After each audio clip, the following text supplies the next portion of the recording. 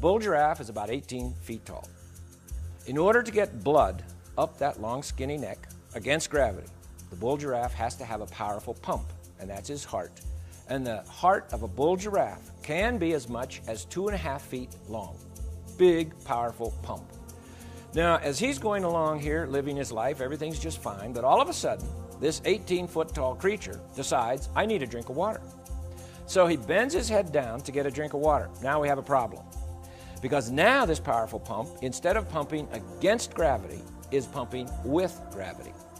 And so the heart gives a mighty squeeze, and the blood shoots down his neck, hits his brain, and bursts his brain.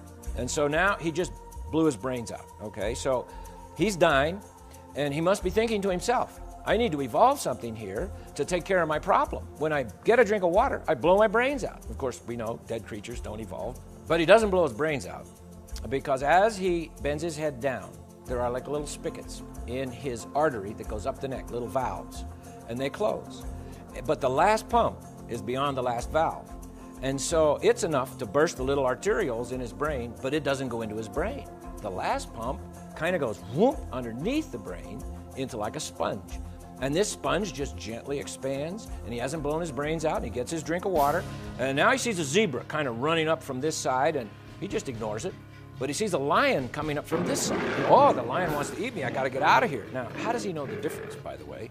Evolutionists can't explain that to us, but the fact is, here comes this lion, he's going to eat the giraffe, and so the giraffe jumps up, he runs about 5 steps, passes out. Not enough oxygen to his brain. While he's there, passed out, the lion is eating him. He must be thinking, I need to evolve something here. I got this problem. I pass out when I get up too fast. But he doesn't, of course. Well, why?